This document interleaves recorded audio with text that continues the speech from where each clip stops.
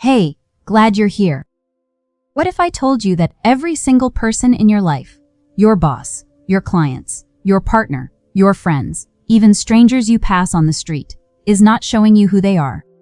They are showing you who you think you are. That is not a metaphor. That is not a motivational phrase designed to make you feel better about a difficult situation. That is the core of what Neville Goddard taught. And it is the most radical, most liberating, and most consistently overlooked secret in the entire manifestation space. I spent years inside the financial world trying to change my circumstances by changing everything around me. Better strategy, better clients, better systems. And nothing fundamentally shifted until I found Neville's teaching and understood, for the first time, that I had been looking in completely the wrong direction. The change was never out there. It was always in here. If you have ever felt stuck, financially, personally, in any area of your life, and could not figure out why nothing was moving despite everything you were doing, stay with me. This conversation is going to reframe everything. Hit subscribe if you are new here, and grab the free PDF on angel numbers and the books that changed my journey, both linked in the description below. Let me paint a picture that I think is going to feel very familiar. You have a situation in your life that you want to change. Maybe it is financial, an income ceiling you cannot seem to break through, a pattern of scarcity that keeps reasserting itself no matter what strategy you apply, a relationship with money that feels stuck no matter how much inner work you do. Maybe it is a relationship, someone in your life who keeps showing up in a way that frustrates you, limits you, or simply does not see you the way you know you deserve to be seen. Maybe it is a career situation, a business that is not growing the way you know it should. A circumstance that feels immovable despite your genuine, consistent effort to shift it. And so you do what every logical, motivated, growth-oriented person does. You focus on the problem. You analyze it. You strategize around it. You try to influence the people involved, change the circumstances, improve the external conditions. You work harder, plan better, communicate more clearly, apply more technique, more discipline, more effort. And the situation, stubbornly, frustratingly, almost insultingly, stays essentially the same. Sound familiar? This is the most common manifestation story I hear, and it is the story I lived myself for years inside the financial and insurance world. I was extraordinarily focused on the external, on the numbers, the targets, the clients, the market conditions, the strategies that would produce the results I was looking for. I was, by every conventional measure, doing everything right. And yet the version of financial freedom I actually wanted, the kind that comes with genuine autonomy, real choice, and the deep sense of alignment that no paycheck can manufacture, remained just out of reach. What I did not understand then, what most people in this situation do not understand, is that I was making the most fundamental and most universal manifestation mistake there is. I was trying to change the reflection, without changing what was standing in front of the mirror. Think about that image for a moment. If you stand in front of a mirror, and you do not like what you see, if the reflection is showing you something you want to change, what do? You do not walk up to the mirror and try to rearrange the image directly. You do not negotiate with the reflection or apply techniques to the glass. You change yourself, and the reflection changes automatically, instantly, without any direct effort applied to it at all. This is so obvious when we talk about a literal mirror that it almost sounds too simple to be profound. And yet this is exactly what most of us are doing with our lives, our finances, our relationships, and our circumstances every single day. We are standing in front of the mirror of our external reality, deeply frustrated with the reflection, and pouring all of our energy into trying to change the image in the glass. While the one thing that would actually change everything, the one thing standing in front of the mirror, remains completely unexamined. Neville Goddard saw this with a clarity that I think was genuinely ahead of his time. And what he taught, consistently, precisely, across decades of lectures and writings, was that the external world is not an independent reality that you are navigating. It is a projection, a mirror, a faithful, accurate, completely impersonal reflection of your internal state of consciousness. In financial terms, and this is something I understood deeply once I made the connection, This is the difference between treating symptoms and addressing root causes. In the world of investment and wealth management, the most expensive mistake an investor can make is to keep adjusting surface-level variables, rebalancing the portfolio, switching strategies, chasing different markets, without ever examining the core assumptions and beliefs that are driving every decision underneath all of that activity. You can change the tactics endlessly and never change the outcome, because the outcome is being generated by something much deeper than the tactics. Your life works exactly the same way. And the root cause, the thing that is generating every external circumstance, every financial pattern, every relationship dynamic, is your assumption. Your deeply held, often unconscious, constantly operating assumption about who you are, what you deserve, and what is possible for you. That assumption is being projected outward, right now, into every single aspect of your external reality. Into your bank account. Into the way your clients treat you. Into the way your clients treat you. Into the opportunities that show up or fail to materialize. Into the conversations you have, the doors that open or stay closed, the financial ceiling that follows you from one strategy to the next. And here is the most important thing Neville Goddard ever said about this, the teaching that sits at the absolute center of everything he taught, and that most people in the manifestation space still have not fully absorbed. You cannot change the reflection by working on the reflection. You can only change it by changing the one who is standing in front of the mirror. And that, exactly that, is what we are going to explore next. Because Neville had a very specific, very radical, very precise framework for understanding how this projection works.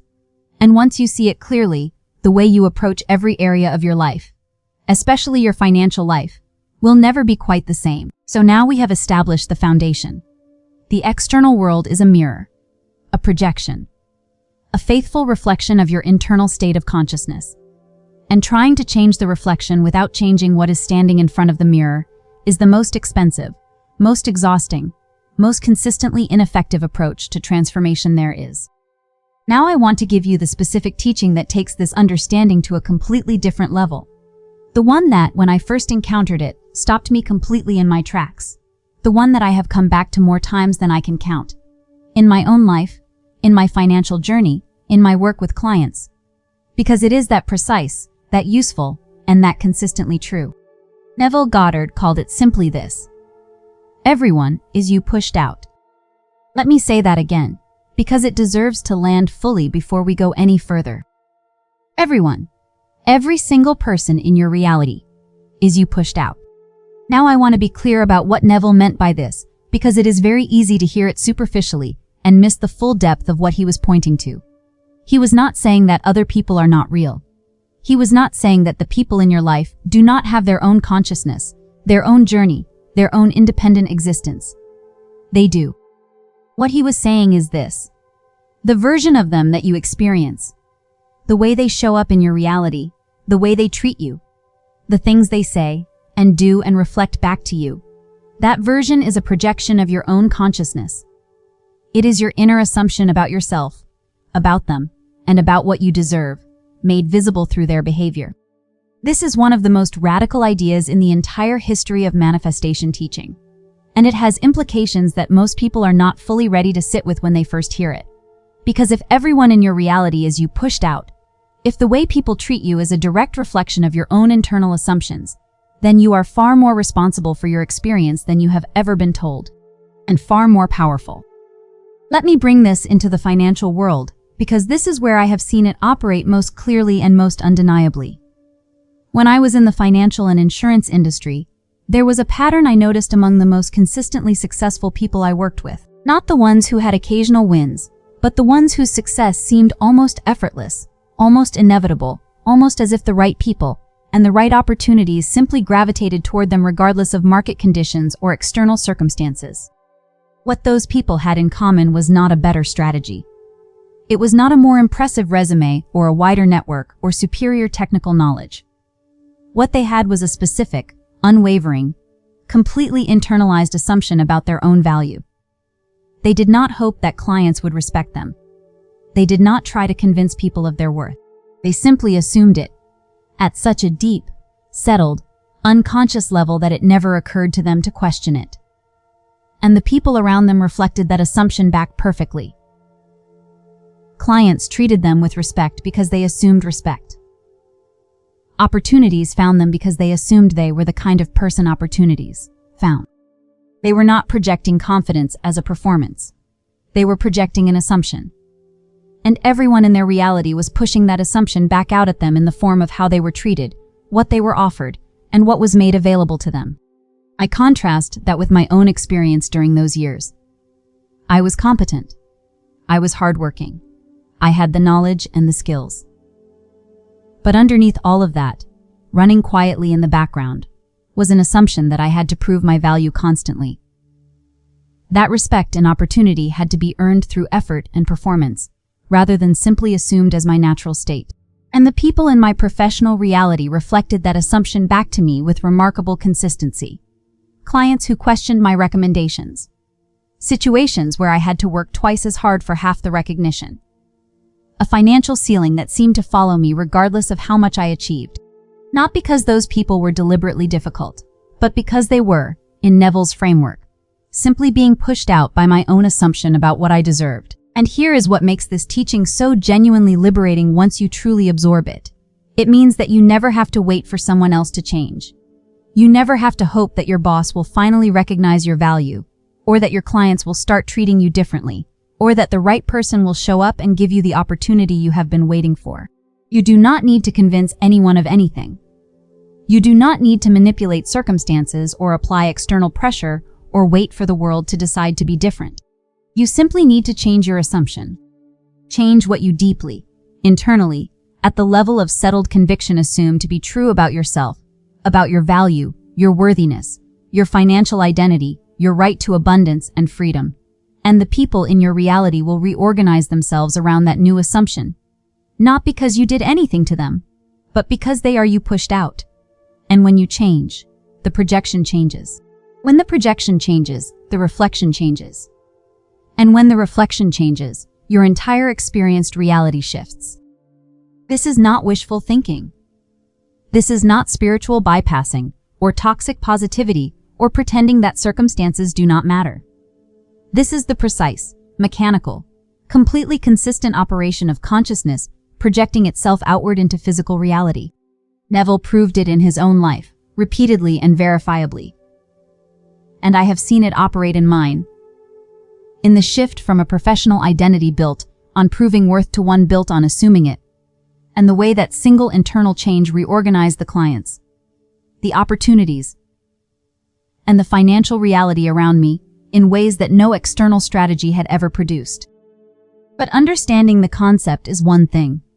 Understanding exactly how your assumption is currently operating, what it is projecting, what it is creating, and how to consciously shift it, that is where the real work begins. And that is exactly where we are going next. So now we understand the framework. Everyone is you pushed out. The people, the circumstances, the financial patterns, the opportunities that show up or fail to materialize. All of it is your inner assumption projected outward into physical reality. Change the assumption and the projection changes. It is that simple. And that profound. But here is the question that I think most people arrive at when they first encounter this teaching. And it is a fair, honest, important question. How do I know what I am actually assuming? Because here is the thing about assumptions. And this is something Neville was very clear about. The assumptions that are running your reality are almost never the conscious ones. They are not the thoughts you are deliberately thinking or the affirmations you are intentionally repeating. They are the deep, settled, below the surface convictions that feel so natural, so obvious, so simply true that you have stopped noticing them entirely. They are not thoughts you think. They are the water you swim in. And the most direct, most reliable way to identify what you are actually assuming, at that deep, operative level, is to look honestly at your current reality, not at what you are trying to create, not at what you are trying to create, not at what you are affirming or visualizing or working toward, but at what is actually, currently, consistently showing up in your life right now. Because your current reality is not random. It is not a collection of circumstances that happen to you from the outside. It is a precise, accurate, completely faithful projection of your dominant assumptions. And if you are willing to look at it as information rather than as a verdict, as data rather than as judgment, it will tell you exactly what you have been assuming about yourself. In financial terms, I think of this as reading your own balance sheet, not the one you are hoping to have someday, the one that exists right now. Because a balance sheet does not lie. It does not reflect your intentions or your efforts or your potential. It reflects the actual, current state of your financial reality. And if you know how to read it, and if you know how to read it, and Malko, and files Davidi, for 3 Malmidi. From Namarits, Rhino reviews the 30% pounds, the consinks of it. A first Philippian lady in pounds. Your life is your balance sheet. And Neville is inviting you to read it, clearly, honestly, without flinching, so that you can understand exactly what assumptions have been generating it. I remember doing this exercise myself during my transition out of the corporate world. I sat down and looked honestly at my professional reality at the time. The clients I was attracting. The way my work was being valued and compensated. The opportunities that were showing up versus the ones that were not. And I asked myself Neville's question. What would I have to be assuming about myself to have created exactly this? The answer was uncomfortable, but it was also incredibly clarifying. I was assuming, at a deep and largely unconscious level, that my financial value was determined by external validation. That I needed a system, a title, a structure outside of myself to make my worth real and credible. That freedom, the kind of financial and personal freedom I actually wanted, was something I would have to earn through enough years of enough effort inside enough of the right structures. That assumption was being pushed out into every professional relationship, every financial circumstance, every opportunity that showed up or passed me by. And no amount of strategy or effort applied at the external level was ever going to change it, because the assumption was the blueprint, and the external reality was simply the house it kept building. The shift happened when I changed the assumption. Not the strategy. Not the tactics. Not the external circumstances. The assumption. Specifically, the assumption that my value was self-generated. That financial freedom was not a reward for sufficient effort, but a natural expression of aligned identity. That I was, already and inherently, the kind of person whose work created real, significant, self-directed financial abundance. That new assumption, held consistently, embodied genuinely, persisted in even when the external reality had not yet caught up, began to reorganize everything around it. The clients changed. The opportunities changed. The financial patterns changed. Not because I did anything dramatic externally, but because the projection changed. And that is the practice. That is the real, daily, unglamorous, deeply powerful practice that Neville points to. Look at your reality honestly. Identify the assumption generating it. And then, consciously, deliberately, with full conviction, choose a different one. Which brings us to the most important question of all. How do you actually do that? How do you shift an assumption that has been running your reality for years? That is exactly where we are going to land. Here we are. The final piece. And I want to start by acknowledging something that I think is important before we talk about anything practical. Changing a core assumption is not the same as changing a thought. It is not about repeating a new affirmation until it sticks, or forcing yourself to feel something you do not yet feel, or performing a version of confidence that does not match what is happening underneath. Neville was very clear about this distinction, and I think it is the most important one in his entire body of work. An assumption is not something you think. It is something you inhabit. It is a state of being, a settled, internal conviction that does not announce itself as a thought, because it has gone so deep that it simply feels like reality. And shifting it requires not just a new thought, but a new state. A new way of inhabiting yourself. So how do you actually do that?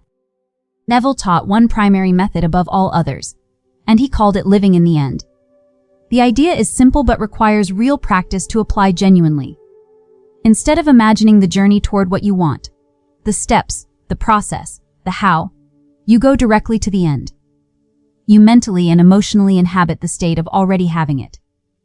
Already being it. Already living as the version of yourself for whom the desired reality is simply normal. Not as a fantasy you are watching from the outside, but as a first-person, fully felt, completely inhabited experience of already being there. In financial terms, and this is how I applied it in my own transition, it meant stopping the mental habit of imagining what it would feel like to eventually achieve financial freedom someday, and instead inhabiting the state of someone for whom financial freedom was already their normal reality. Not performing it externally, not pretending the bank account said something it did not say, but internally, in the quiet of my own consciousness, assuming the identity of someone whose relationship with money, with value, with abundance was already exactly what I wanted it to be. And then living from that assumption, making decisions from it, responding to circumstances from it, allowing it to be the lens through which I interpreted everything, including the moments when the external reality had not yet caught up with the internal shift. Because here is what Neville taught about that gap, the period between assuming the new state and seeing it reflected in physical reality. He called it the bridge of incidents, the series of events, circumstances, and synchronicities that the universe orchestrates to move your external reality into alignment with your new internal assumption. You do not need to engineer the bridge. You do not need to figure out how the assumption is going to manifest into physical form. Your only job is to hold the assumption consistently, faithfully, without wavering, and allow the bridge to build itself. And this is where it connects directly to something we explored in a previous video on this channel, the one about why certain people disappear from your life when you start raising your vibration. If you have not watched that one yet, I am going to leave it on the end screen so you can watch it right after this. Because what we talked about there, the way relationships shift and reorganize as your frequency changes, is exactly the bridge of incidents in action. As your assumption changes, the people in your reality, who are, as Neville teaches, simply you pushed out, begin to reorganize themselves around the new projection. Some relationships deepen. Some fade. New people appear who reflect the new assumption back to you. And all of it is simply the external world catching up with the internal shift you have already made. I have watched this happen in my own life more times than I can count. The moment I genuinely shifted my assumption about my financial identity, about what I was worth, what I deserved, what kind of abundance was natural and available to me, the people around me began to change. Not because I said anything to them, not because I made any dramatic external moves, but because the projection changed. And they, being me pushed out, simply reflected the new assumption back. So here is the practice I want to leave you with. Tonight, before you sleep, in that quiet space between waking and dreaming that Neville called the most receptive state of consciousness, ask yourself one honest question. What am I currently assuming about myself? Not what you are affirming. Not what you are working toward. What you are working toward. What you are actually, deeply, at the level of settled conviction assuming to be true about your value, your worthiness, your financial identity, your right to the life you want. And then, gently, without force, without performance, choose a different assumption. The one that reflects the truth of who you actually are beneath all the inherited programming and the old stories and the borrowed beliefs. The assumption of someone who is already, naturally, and completely worthy of every bit of abundance, freedom, and aligned success they desire. Hold that assumption. Live from it. Persist in it, especially when the external reality has not yet caught up. Because as Neville taught with absolute conviction, an assumption, though false, if persisted in, will harden into fact. And the life you have been trying to manifest, it has been waiting for you to assume it all along. Thank you so much for staying with me until the end of this video. It truly means the world to me. And I hope this conversation brought you something real, something you can carry with you starting today. If this resonated with you, please subscribe to the channel. We have so much more to explore together. And if you know someone who needs to hear this, share it with them. You never know whose life you might change with a single video. The books that have shaped my journey and that I personally recommend are all linked in the description below. Go check them out. They are worth every page. And don't forget, there is a free PDF in the description on how to interpret angel numbers and equal hours. Grab yours. It is completely free, and it might just change the way you see the signs the universe has been sending you all along. Thank you for being here. I will see you in the next one.